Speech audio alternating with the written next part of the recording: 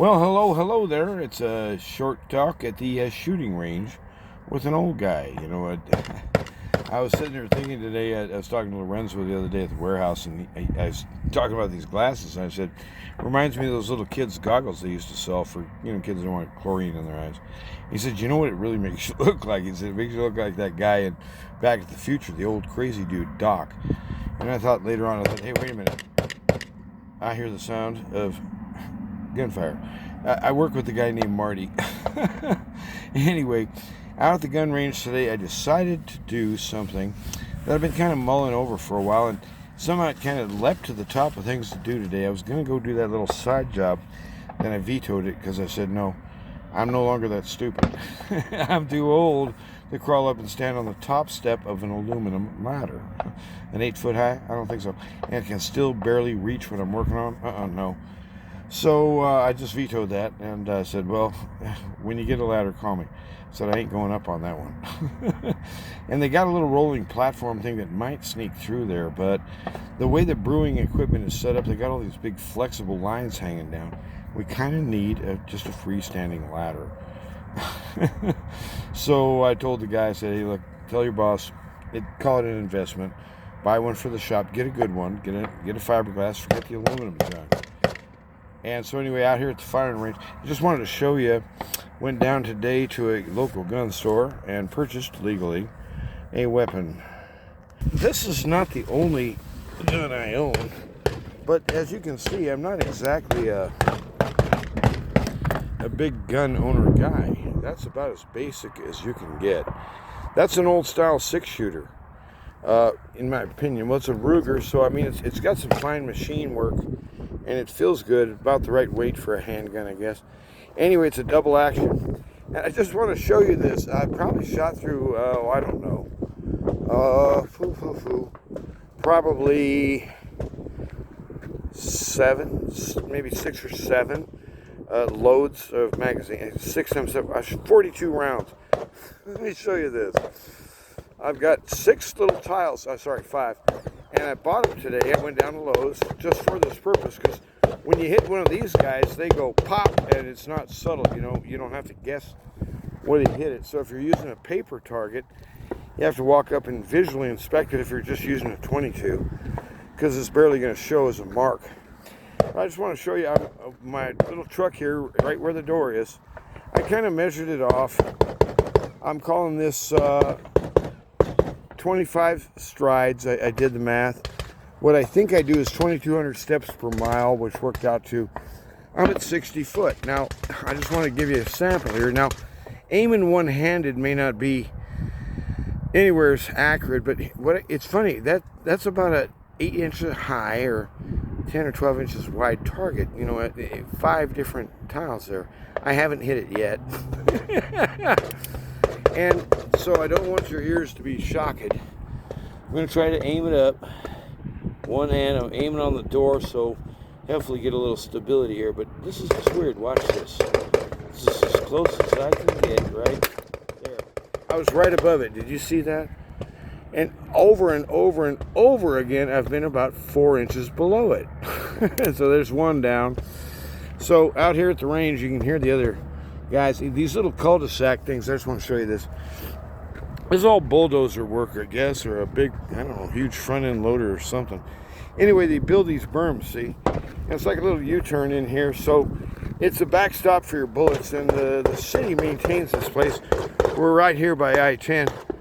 Boy, you want to talk about some 18-wheeler traffic out there. Boy, there's a lot of big trucks moving out here. Every day. That thing, I don't know how many trucks go through there. I guess it's a major east-west artery. But as you take a look here, I don't know what these guys are doing next door. Sounds like they got a war going on. I guess it's considered rude to walk in. But anyway, as you can see, there's a little thing. Clean up your trash, your slob. And this one has 3 folks. I guess maybe they're friends, maybe 4 or 5. So see, they've set up targets and stuff, and the berm retains all that. I'm in one by myself, and I've measured it off. I'll show you. This here is about 75 paces. I make that at 160 to 180 feet, maybe. I'll show you what I can do with one hand, which ain't much. I tell you what, I'll zoom up first of all.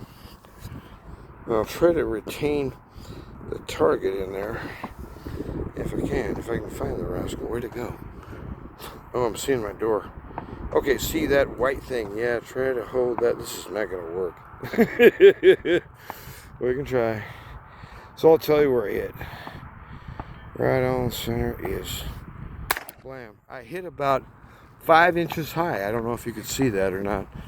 Anyway, that's kind of what I'm doing out here today. Just kind of goofing off. I'm gonna shrink that image. So anyway, kind of a strange day. I didn't see any of this coming. I did not wake up this morning with the idea of go purchase a weapon right away. But there's just something in me stirring, something in me brewing, and I don't want to freak you out. I don't want to make you feel like I'm all, you're paranoid and stuff. And here's from my window shot again. We're back to 25 paces, so watch, I'll miss again. Oops, it'd be a little bit hard to see it that way, wouldn't it? You'd have to have a mirror in your head. So I'm going to try it. On target right there. I missed to the left and down. Did you see that? How in the world am I doing that? But anyway, if you consider that as the chest area of a man or a woman, as the case may be, I'd hurt somebody, that's for sure. I may not kill them, because I can't seem to hit. If that was a dinner plate right there, that'd be a large dinner plate in terms of circumference and stuff. I can't touch it. And I don't know how many rounds I've been through. So I've never been a good pistol shot, and I never have mastered the idea of where the heck you're supposed to line up with the sights in terms of trying to make the sights work for you. Because there's no adjusting the sights, not like you can on a rifle. And so anyhow, I like that sound of freedom, I guess. And I didn't want to freak you guys out, but it seemed to me as I was driving around today, I just thought, things are getting weird. And not for the better. And I've been talking about this. Dark times are coming.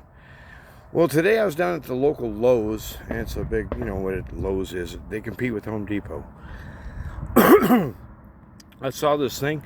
This guy comes running out with a basket. He's got a big red box in there. It's a big Milwaukee tool, very expensive. Turned out to be a compound saw. One of those angled saws that carpenters use. Very expensive tool. So at any rate, nice tool too. But anyway, the idea being, several guys chased him down, and I was there to see the whole thing. And I even participated somewhat and yelled a few obscenities myself. Anyway, we got the plate number. We got a video of it. I didn't get the video. I didn't get the plate number. I wrote the thing down in my brain, and I told the store manager, who appeared very shortly thereafter, plate number. He said, "Look, we already got it in photos." So I don't know if it's something like a proposed felony charge, because I think this is more than a $500 tool. But I don't think the PD is going to do anything about it. And what we're seeing out in California and stuff, take a look at what's happening right now in Oakland and Sacramento and in San Francisco. Is that what you want? No, I don't think so. Bring it on in terms of, you can get away with that crap in a big city, but not down here. And so that may be racist if you don't like it. Too damn bad. But anyway, I just thought to myself, I just want a simple lever action, single fire, double action pistol. Just a revolver. I'm not some gun and ammo guy. I'm not some kind of super survivalist. I'm just saying things are coming along. You might wish you had some protection. Think it over. It's up to you. I'm not selling you on guns, but I'm just telling you this. Any governmental authority which proposes the idea, which says we have the lawful right to take your weapons from you, you should deeply distrust anything that authority has to say on any topic after that. They mean you no good. They're out to enslave you. Don't go there. Ain't necessary. The American Republic is effectively dead, but I believe it can be brought back to life if people will invest themselves and demand justice be done to the high and to the low alike. Yes, even prosecuting the Clintons and the Obamas and the Bushes as well. Prosecute them to the hilt, make justice be done, but it ain't going to happen now, is it? So we got to hunker down and think, how do you survive in the dark? You bring your own light. Bring your light. Bring your own oil. That's what the Savior said. Don't forget to bring the oil. She's going to be a dark one. But we're going to survive it. Why? Because he's smarter than all that. And the sounds of gunfire don't surprise him none at all. It was necessary, given the fall, that it would happen this way. And he still is being exalted as we speak. Even in the middle of all this gunfire and chaos, I'm thinking about Israel and Hamas and the Ukraine mess, and they want to take over Taiwan from Beijing and all that. You need to be balanced, and the balance is this. Your life is in someone else's hands, but he didn't say you have a right to endanger it just because your, shall we say, ideology is getting in the way. Remember, you're to defend your life against all comers, even yourself. Suicide is not the answer. And when things get bad and going gets tough, it's in those times that we learn best. So hunker down and be prepared. You're only going to grow as things increase in volume. You increase in quality. He's sifting things out. He's starting with you and me. Bye-bye. Let's roll.